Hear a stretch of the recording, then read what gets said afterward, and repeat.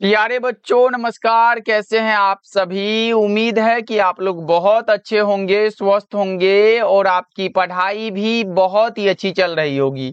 और साथियों मैं ये भी उम्मीद करता हूं कि आप पढ़ाए हुए चीजों को एकदम अच्छे अंदाज में रिवीजन भी करते जा रहे हो, क्योंकि रिवीजन ही एक ऐसा साधन है जो प्रश्नों को बहुत दिन तक आपको याद रखने में मदद करता है। इसीलिए सभी साथी पढ़ाए हुए चीजों को रिवीजन करते चलिएगा।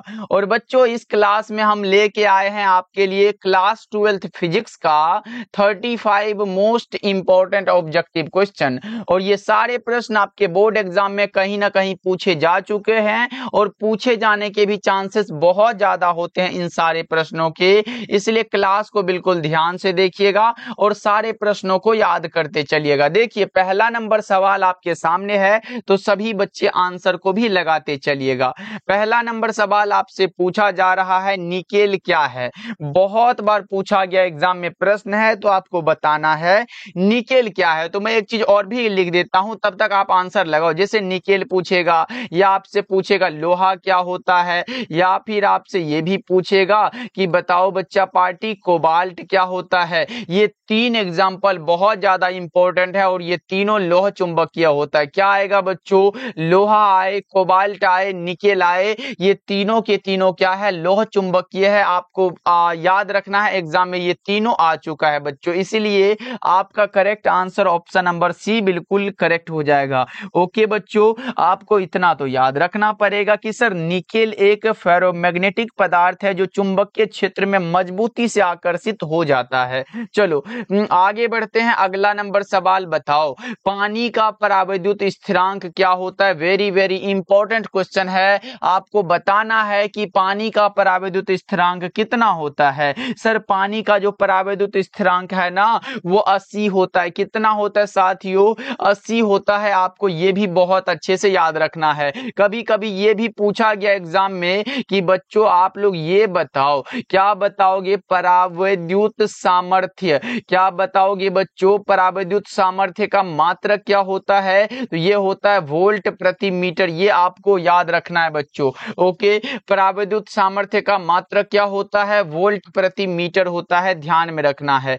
चलो आगे बढ़ते हैं। जितना भी अलग से बताएंगे मतलब समझो अपने आप में वो एक क्वेश्चन है जो एग्जाम में आ सकता है। तो किसी को भी आप ये हल्के में नहीं लेना, अच्छे से क्लास को देखो और सारे प्रश्नों को याद करो। देखो विद्युतशीलता का ऐसा ही मात्रक क्या होता है। विद्युतशीलता यानी कि बच्चों एप्सिलॉन नोट आपसे पूछा गया, जिसे हम परमिटिविटी कहते हैं। और इसका सबको पता है सर, एन इनवर्स होता है। क्या होता है, एन इनवर्स, एम इनवर्स 2 होता है और C2 होता है। यही इसका मात्रक है। जल्दी से बताओ क्या होगा सर। ये जो मात्रक होता है ना सर, ये 1/4 पाई एप्सिलॉन नोट का मात्रक है। लेकिन हमसे एप्सिलॉन नोट का मात्रक पूछा तो हम इसका उल्टा कर देते हैं। अगर n पर पावर -1 है तो यहाँ पे माइनस हटा लेंगे। सर यहाँ पे माइनस का 2 लगा हुआ है तो प्लस का 2 लिख देंगे। और यहाँ पे कुछ नहीं है मतलब माइनस ना प्लस, यहाँ पे तो हम माइनस लगा देंगे क्योंकि वो प्लस में है।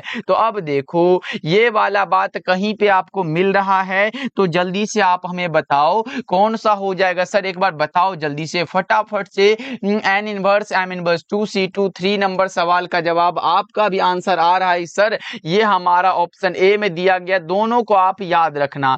ओके चलो आगे बढ़ते हैं। अगला नंबर सवाल का जवाब बताओ। अगला नंबर सवाल है, एक एकांकी चालक के लिए निम्न में से कौन सा अनुपात है जो अचर होता है। बहुत इंपॉर्टेंट क्वेश्चन है, आपको बताना है। ये हमारा क्या होता है सर, Q बटा में भी होता है। यानी कि एकांक चालक के लिए Q बटा में भी अनुपात स्थिर होता है। इसे ही हम लोग क्या कहते हैं सर, इसे ही हम लोग धारिता कहते हैं। क्या कहते हैं, धारिता कहते हैं। और धारिता का मात्रक भी सबको पता है ना, फैराड होता है। और धारिता का अन्य मात्रक निकालते हैं ना, इस चार्ज का कूलम और वोल्ट यानी कि एक फैराड बराबर 1 कूलम पर वोल्ट भी होता है। ये बहुत इंपॉर्टेंट एग्जाम में आया हुआ है। ये सारा अपने आप में एक क्वेश्चन है, आपको याद रखना है। अभी क्या होगा, Q बटा में V, यानी कि कुल आवेश बटा में विभवांतर होगा। क्या आप ये लगा रहे हो बच्चों, ऑप्शन नंबर 4 का C लगा रहे हो क्या? जल्दी से एक बार बताओ, जल्दी से बताओ। 4 नंबर सवाल का जवाब आप लोग क्या लगा रहे हो? 4 का कुल आवेश बटा में विभव होता है क्या सर? बिल्कुल विभवांतर नहीं लगाना, विभव हो जाएगा। कुल आवेश बटा में विभव होता है। ओके, चलो आगे बढ़ते हैं। अगला नंबर सवाल का जवाब बताओ। साबुन के एक बुलबुले को जब आवेशित किया जाता है तो उसकी त्रिज्या क्या होती है? ये सीधे रूप से बढ़ जाती है। 5 नंबर सवाल का जवाब ऑप्शन ए हो जाएगा। चलो 35 ही ऑब्जेक्टिव करना है, जल्दी से कर लेते हैं। साथ ही देखो, विद्युत द्विध्रुव आघूर्ण का ऐसा मात्रक क्या होता है? पहले ये याद रखो, विद्युत द्विध्रुव आघूर्ण जो होता है सर, ये एक प्रकार का वेक्टर क्वांटिटी है। क्या है? यह एक प्रकार का सर, यह एक प्रकार का सदिश राशि होता है। विद्युत द्विध्रुव आघूर्ण यानी कि सर इलेक्ट्रिक डायपोल मोमेंट को हम किसके द्वारा दर्शाते हैं? सबको पता है सर, P द्वारा दर्शाते हैं। और P बराबर क्या होता है? Q इंटू में L होता है। यहाँ पे चार्ज का कूलम ले लो, गुना में लंबाई का मीटर, यानी कि कूलम इंटू मीटर। कहीं ऑप्शन में दिख रहा है क्या? बिल्कुल सर, ऑप्शन नंबर ए हमारा बिल्कुल ही सही आंसर है। आप भी बता रहे हो और हम भी बता रहे कि सही आंसर ए ही होगा। ओके बच्चों, ये हमारा कूलम इंटू मीटर होता है, सेंटीमीटर नहीं समझना। चलो आगे बढ़ते हैं। 7 का जवाब बताओ। निम्नलिखित में किस राशि का मात्रक वोल्ट बटा में मीटर होता है? ये भी कोई पूछने वाली बात है कि सर विद्युत क्षेत्र की ही तो इकाई है, हम लोग पढ़े हैं ना, E बराबर F अपॉन Q पढ़े हैं। यहाँ पे देखो, प्रति इकाई आवेश पर लगने वाले बल को आवेश, ये हमारा बल का न्यूटन हुआ, चार्ज का कूलम हुआ, और इसी का हम दूसरा मात्रक भी पढ़ते आ रहे हैं सर, इसका मात्रक वोल्ट बटा में मीटर होता है। ये दोनों मात्रक विद्युतीय क्षेत्र का ही है, आपको बहुत अच्छे से याद रखना है। चलो अगला नंबर सवाल देखो, 8 नंबर सवाल है। इनमें कौन विद्युत क्षेत्र की तीव्रता का मात्रक है? जस्ट हमने ऊपर बताया, E बराबर क्या होता है बच्चों? F अपॉन Q होता है। ये वाला बात बताया क्या? यहाँ पे देखो, अगर यहाँ पे सर बल लग रहा है तो बल का क्या होगा? न्यूटन मात्रक होता है, और चार्ज का कूलम होता है। क्या हम लगा सकते हैं न्यूटन प्रति कूलम? Option number D. बच्चों बताओ तो एक बार जल्दी से, क्या हम ऑप्शन नंबर डी को लगा सकते हैं? बिल्कुल सर, ऑप्शन नंबर डी ही हमारा करेक्ट हो जाएगा। चलो बताओ अगला नंबर सवाल का जवाब। किसी वस्तु का परावैद्युत स्थिरांक हमेशा अधिक होता है। किसी भी वस्तु का बच्चों, किसी भी वस्तु का परावैद्युत स्थिरांक 1 से हमेशा अधिक होता है। विकल्प नंबर सी आपका बिल्कुल करेक्ट हो जाएगा। और साथ ही अगर आप हमसे जुड़ के पढ़ना चाहते हो, हमारे द्वारा तैयार हुए नोट्स को पढ़ना चाहते हो, जिसमें कि हमने तैयार किया है फिजिक्स, केमिस्ट्री और बायोलॉजी, ये तीनों सब्जेक्ट के इंपॉर्टेंट क्वेश्चन का नोट्स, यानी कि उसमें सिर्फ वही क्वेश्चन रहेगा जो आपके एग्जाम में आएगा। मतलब उतना ही प्रश्न आपको पढ़ना है जितना से कि आपका एग्जाम निकल जाएगा, बहुत अच्छा नंबर आ जाएगा। 3 सब्जेक्ट फिजिक्स, केमिस्ट्री और बायोलॉजी लेना चाहते हो, इसका चार्ज मात्र 299 रखा गया है। साथ में हमारे तरफ से हिंदी का बिल्कुल फ्री मिल जाएगा बच्चों। तो कॉल कर लीजिएगा 7070 82 16 85 नंबर पे सारे साथी, और इसको जरूर पढ़ लीजिएगा। और बच्चों जो हम क्लास इधर देने वाले हैं वो सारे बच्चे जरूर ज्वाइन करिएगा। ये 299 बच्चा पार्टी कोई बड़ा चार्ज नहीं रखा गया है, तो आप लोग इस पे जरूर कॉल या मैसेज करके ले लीजिएगा कि सर हमें 299 वाला फिजिक्स, केमिस्ट्री और बायोलॉजी का नोट्स चाहिए, आपको मिल जाएगा। ओके बच्चों, चलो आगे बढ़ते हैं। अगला नंबर सवाल देखो, किसी संधारित्र की धारिता का मात्रक क्या होता है? जस्ट हमने ऊपर बताया था। क्या बताया था सर?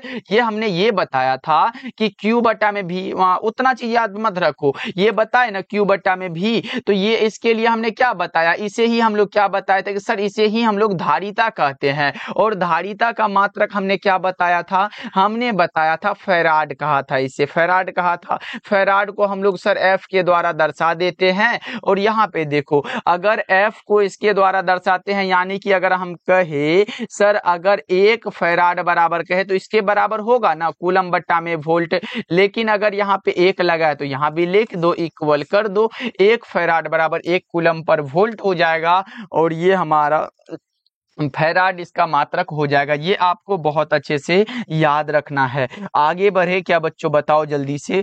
चलो आगे बढ़ते हैं। नेक्स्ट नंबर सवाल का जवाब एकदम आसान सा सवाल है, जिससे कि आप लगा पाओगे और एग्जाम में भी ऐसा ही प्रश्न आता है, कोई हार्ड नहीं आता है। देखो बताओ, किसी आवेशित संधारित्र पर कुल आवेश कितना होता है? किसी भी आवेशित संधारित्र पर कुल आवेश कितना होता है सर? 0 होता है। कितना होता है? 0 होता है। ऑप्शन नंबर ए आपका करेक्ट हो जाएगा। चलो अगला बताओ, विभव प्रवणता बराबर क्या होता है? ये भी आसान है, इसका भी आप लगा पाओगे। विभव प्रवणता dV अपॉन dx में होता है। विभव प्रवणता बच्चों dV अपॉन dx होता है। विभव प्रवणता दिशा अनुसार विभव में परिवर्तन अर्थात dV अपॉन dx हो जाता है, आपको याद रखना है। चलो अगला बताओ, 13 नंबर सवाल है, निम्नलिखित में कौन सदिश राशि है? Which of the following is the vector quantity? सदिश राशि बच्चों जिसमें दिशा हो। बस देखो, सदिश कहने का ही अर्थ है, स मतलब है, मतलब मानो ना है, जिसमें दिशा हो सदिश है। अदिश मतलब जिसमें दिशा न हो। ये दिशा परिमाण छोड़ो बच्चों, 9th के स्टूडेंट नहीं हो, एकदम पढ़े हो, हाई लेवल वाले स्टूडेंट हो, 12th के हो। देखो अब देखो, जैसे अगर हम बल की बात करें, क्या करोगे सर? बल की बात करें तो बल क्या है? बल एक सदिश राशि है। लेकिन सर ये बल वल नहीं पूछा है, हमसे पूछा है सदिश राशि, इसमें तो बड़ा वाला दे दिया है। बताओ, देखो कुछ एग्जांपल हम ऐसा बता देते हैं, जैसे विद्युत धारा पूछेगा, पहले आप अदिश के लिख लो, यहाँ पे कुछ अदिश वाला लिख लो जो एग्जाम में पूछा जाता है। जैसे विद्युत विभव पूछ देता है, विद्युत विभव, या फिर आपसे विद्युत धारा पूछ देता है, या फिर आपसे क्या पूछेगा बच्चों? द्रव्यमान भी कभी कभी आ जाएगा, तो लगा के आओगे। ये तीनों क्या है सर? ये तीनों अदिश राशि है। क्या है? अदिश राशि। अब सदिश वाला बात बताओ। देखो विद्युत क्षेत्र की तीव्रता ही सदिश राशि है, ये सारे के सारे बताए, ये अदिश राशि हो जाता है। करेक्ट आंसर आपका बी हो जाएगा। इसीलिए तो हमने इसका फॉर्मूला E बराबर F अपॉन Q लिखा था बच्चों, इसीलिए लिखा था ना, मतलब इसमें वेक्टर लगा है। ये क्या है? हमारा सदिश राशि है, वेक्टर क्वांटिटी होता है। ओके, समझ में आया? तो एक बार क्लास को सभी बच्चे लाइक कर लीजिएगा, जिससे कि पढ़ाने में तो मास्टर साहब को मजा आ जाए। ओके चलो आगे बढ़ते हैं। विद्युत विभव बराबर क्या होता है? ये एकदम आसान सा सवाल है, इसका आप बताओ, जल्दी से बताओ। विद्युत विभव बराबर क्या होता है? जल्दी से बताओ। सर विद्युत विभव पढ़े हैं, क्या पढ़े हैं? यहाँ पे 1 मिनट लिख दो ना। जैसे हम पढ़े हैं ना, विद्युत विभव बराबर क्या होगा? कार्य, कार्य बटा में आवेश होता है। क्या होता है सर? कार्य बटा में क्या होता है? आवेश हो जाता है। यहाँ पे देखो, प्रति इकाई यानी कि कार्य पर कितना हम आवेश लगा रहे हैं, या फिर जल्दी से बताओ। चलो, प्रति इकाई आवेश पे हम कितना कार्य करते जा रहे हैं, यही बताना है। यानी कि अगर सर विद्युत विभव को V के द्वारा दर्शाए, कार्य का वाट में ले, और चार्ज का हम ये हमारा कूलम में, यानी कि चार्ज को हम Q द्वारा दर्शाते, इसका मात्रक भी अगर यहाँ पे लिख दो बच्चों, वर्क वाला क्या होगा? यहाँ पे देखो जूल हो जाएगा, चार्ज का कूलम हो जाएगा, जूल बटा में कूलम। लेकिन सर हमसे ये फॉर्मूला पूछ दिया बीच वाला, लो ऑप्शन बी आप लगाओ। लेकिन बच्चों इससे अगर आगे भी बढ़े एग्जामिनर, तो आप कहां तक जाएगा? यहां तक जाएगा, जूल बटा में कूलम। या पूछेगा, एकदम सिंपल पूछेगा कि विद्युत विभव का मात्रक क्या होता है, तो अभी जस्ट हमने लिखा ना वोल्ट, यहाँ पे देखो वोल्ट लिखा हुआ है, बस वोल्ट यहीं तक पूछेगा, इससे आगे नहीं पूछेगा। यानी कि एक बार और भी पूछ देगा, 1 वोल्ट बराबर 1 जूल पर कूलम होता है, ये भी पूछ देगा तो लगा दोगे। और सर ये विद्युत विभव जो है ये अदिश राशि है, ये भी तो पूछ देगा ना, तो ये भी याद रख लेते हैं। बस इतना एग्जाम में आएगा विद्युत विभव टॉपिक से, इसके बाहर ऑब्जेक्टिव नहीं आएगा, बस आपको याद रखना है। चलो आगे बढ़ते हैं। 1 फैराड बराबर क्या होता है? ये जस्ट हमने ऊपर बताया था कि Q बटा में V आया था, और फैराड हम इसे लिखे थे Q बटा में V, यानी कि Q को हम कूलम यानी कि कूलम लिखेंगे, और ये जो V है इसको हम क्या लिखेंगे? वोल्ट ही लिख दो, क्योंकि वोल्ट है तो वोल्ट रहेगा। बराबर में F लिखो। सर F जो है ना, ये धारिता का मात्रक हुआ। 1 फैराड बराबर हम लिखे 1 कूलम पर वोल्ट हुआ। हुआ था, यही वाला बात तो है, 1 कूलम पर वोल्ट हुआ था, तो ऑप्शन नंबर बी को लगाएंगे, बिल्कुल सही हो जाएगा। सही हो जाएगा क्या साथी? बिल्कुल। चलो आगे बढ़ते हैं, अगला नंबर सवाल का जवाब बताओ जल्दी से। वायु में गोलीय चालक की धारिता समानुपाती, धारिता धारिता धारिता देखो, धारिता को C द्वारा दर्शाते हैं और उसके लिए 4 pi epsilon not into R होता है। R क्या है सर? गोले की त्रिज्या के समानुपाती है।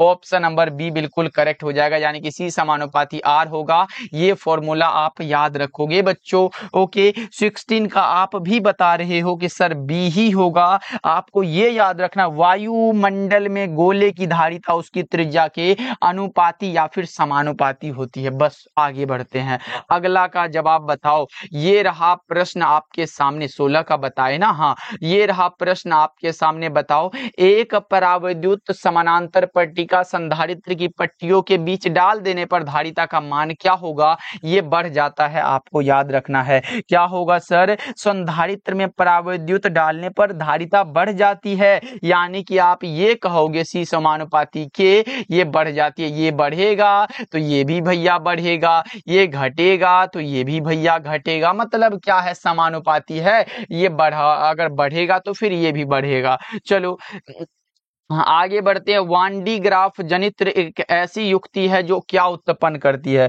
वान डी ग्राफ जनित्र एक ऐसी युक्ति है जो हाई वोल्टेज यानी कि उच्च वोल्टता को ये उत्पन्न करती है। आपको याद रखना है, वान डी ग्राफ जनरेटर बहुत अधिक वोल्टेज उत्पन्न करता है, लाखों वोल्ट तक।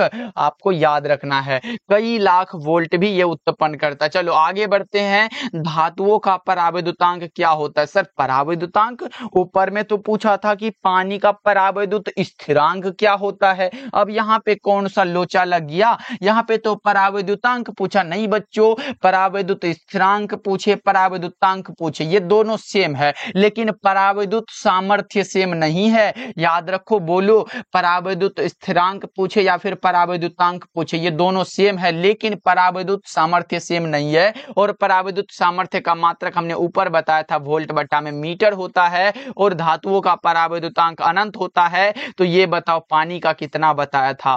पानी का परावैद्युत स्थिरांक कितना बताया था बच्चों? 80 होता है। बताए थे क्या ऊपर में? याद है? ध्यान से देख रहे हो ना क्लास को? एकदम देखो अच्छे से क्लास को। चलो नेक्स्ट नंबर सवाल बताओ।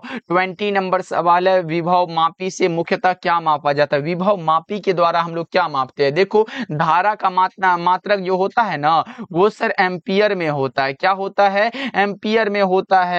प्रतिरोध का जो होता है ना, वो ओम में होता है। अब विभवांतर का ही तो हम विभव मापी या फिर वोल्ट भी कहते हैं। विभव मापी को हम विभवांतर, ये वाला बात सही है, विभव मापी से विभवांतर को मापते हैं बच्चों। ओके, चलो नेक्स्ट नंबर सवाल का जवाब बताओ जल्दी से। 21 नंबर सवाल है, जब किसी एमीटर को शंट किया जाता है तो परिपथ का कुल प्रतिरोध क्या होता है? जब किसी एमीटर को शंट किया जाता है, परिपथ का कुल प्रतिरोध बढ़ता है, आपको ध्यान में रखना है। चलो अगला बताओ जल्दी से। 22 नंबर सवाल, चालक के अंदर इलेक्ट्रॉन की गति क्या होती है?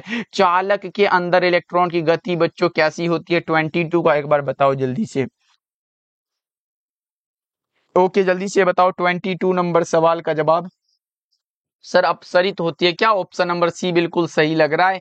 चलो आगे बढ़ते हैं। नेक्स्ट नंबर सवाल देखो, प्रतिरोधों के समांतर क्रम में निम्नलिखित में कौन सी राशि है जो समान होती है? यहाँ पे समांतर क्रम में समान होने वाला बात है, बताओ कौन सा होगा सर? विभवांतर है। चलो नेक्स्ट बताओ क्या होगा? कार्बन प्रतिरोध का कलर कोड में पीला रंग का मान, वही वाला ट्रिक अपनाओ बच्चों। कौन सा सर? BBROY, BB रोए GB, बस ये ट्रिक याद रहे।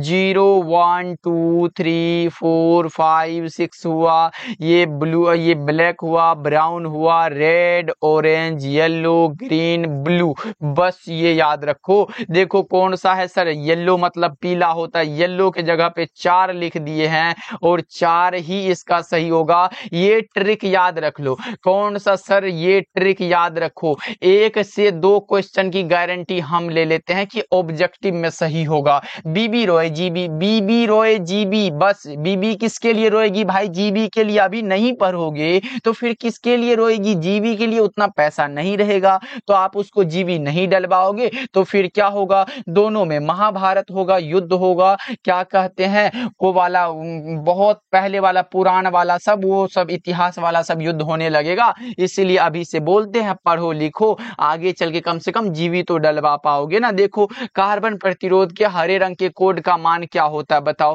कार्बन प्रतिरोध के हरे रंग के कोड का मान क्या होता है? वही वाला बात है, हरा पूछा ना सर। यहाँ पे एक बार आएगा क्या पिछला वाला? एक मिनट देख लेते हैं बच्चों, पिछला वाला आ जाए तो हाँ, यहाँ पे देखो ये वाला बात देखो, इसको मिटा देते हैं सर, यहाँ से हटाओ। अब देखो यहाँ पे हरा रंग वाला बात पूछा है तो बताओ, अब लगाओ हरा रंग वाला। मैं नहीं बताऊंगा, यहाँ पे हरा है सर, हरा रंग। ग्रीन मतलब हरा होता है क्या सर? ग्रीन मतलब ही तो हरा होता है, ग्रीन मतलब हरा, मतलब 5 के आगे है ऑप्शन नंबर सी, बिल्कुल सही हो जाएगा। तो क्या साथी आप लगा पा रहे हो इसका आंसर? बताओ एक बार थंब दिखा दो कि सर हम ये समझ गए और एग्जाम में आएगा, लगा के आएंगे। चलो आगे बढ़ते हैं। अगला नंबर सवाल देखो, विद्युत का सबसे अच्छा चालक निम्नलिखित में कौन है? सबको पता है सर, चांदी, बिल्कुल सही है और एग्जाम का सबसे बढ़िया क्वेश्चन है। क्या है? विद्युत का सबसे अच्छा चालक चांदी होता है। चलो अगला बता दो, विद्युत वाहक बल की क्या इकाई है? विद्युत वाहक बल बच्चों बताओ जल्दी से। विद्युत वाहक बल का वोल्ट होता है। इलेक्ट्रोमोटिव फोर्स पूछा गया, ईएमएफ बच्चों, इसका जो मात्रक होगा वो हो जाएगा वोल्ट, बिल्कुल सही, ऑप्शन सी करेक्ट हो जाएगा। चलो नेक्स्ट बताओ 28 नंबर सवाल, आदर्श एमीटर का प्रतिरोध क्या होगा? अगर सिर्फ यहाँ पे देखो, अगर प्रश्न ऐसा हो, देखो हम इसको मिटा देते हैं, रुको एक मिनट। अब बताओ अगर बच्चों आपके सामने सिर्फ ये होता कि एमीटर का प्रतिरोध कैसा होता है तो आप लगाते बहुत कम होता है। जैसे इसमें आदर्श लग गया, अभी शून्य लगाओगे। क्या लगाओगे? शून्य लगाओगे। अगर सिर्फ एमीटर का पूछता बहुत कम लगा देते आप। चलो वोल्ट मीटर क्या मापता है? विभवांतर को मापता है। कई बार रिपीट क्वेश्चन है बच्चों, देख रहे हो एग्जाम में इससे भारी प्रश्न नहीं बनेगा बच्चों, बस याद रखो। ओके अच्छा ये भी बता दो सर, प्रतिरोध का मात्रा क्या होता है? ओम होता है। धारा का क्या होता है? धारा का कौन सा होता है? एक बार बताओ तो जल्दी से। धारा का एम्पियर होता है।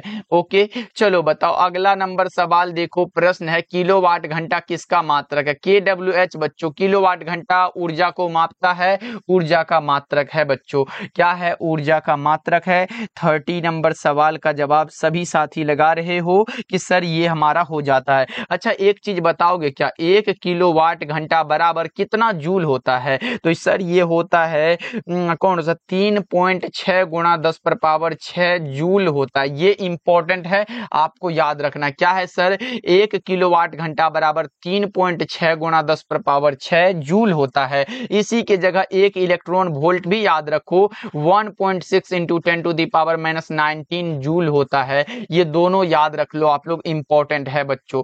चलो अगला बताओ 31 नंबर सवाल है, विद्युत हीटर में जिस पदार्थ का उपयोग करते हैं वो नाइक्रोम का तार होता है। किसका बच्चों? नाइक्रोम हो जाता है। चलो एम्पियर घंटा किसका मात्रक है? आवेश का मात्रक है। एम्पियर हार जो है बच्चों ये आवेश का मात्रक है। ओके बच्चों आप भी लगा रहे हो सर, Q बराबर I इंटू टी होता है ना, हम लोग पढ़े हैं। Q बराबर क्या होता है? I गुना में T पढ़े हैं, बिल्कुल बच्चों। कभी कभी तभी ना I बराबर आप यहाँ से लिखते हो सर Q बटा में T, हम लोग पढ़ते हैं। ये तो धारा के लिए हो गया, लेकिन आवेश के लिए तो ये होगा I बराबर, ये हमारा I गुना में T पढ़ते हैं। ये हमारा क्या है? I क्या है सर? धारा है।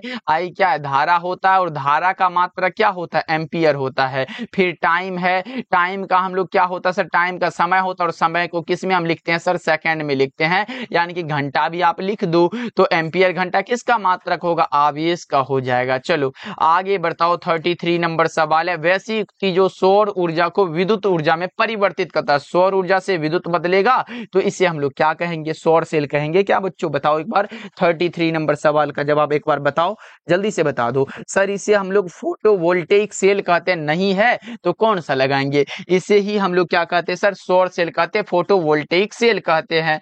चलो अगला नंबर सवाल का जवाब बताओ। संयोजन बैंड तथा चालन ऊर्जा बैंड के बीच अंतराल को क्या कहते हैं? बैंड गैप कहते हैं। ये सब आसान सा प्रश्न है बच्चों, आपको याद रखना पड़ेगा। विद्युत धारा के चुंबकीय प्रभाव की खोज किसने किया था? तो ये ऑस्ट्रेड साहब ने किया था। ओके बच्चों, चलो आज का क्लास आपको कैसा लगा कमेंट करके बताइएगा, और सभी साथी तैयार रहिएगा अगले क्लास के लिए। मिलते हैं फिर अगले क्लास में, एक बार क्लास को लाइक कर लीजिएगा।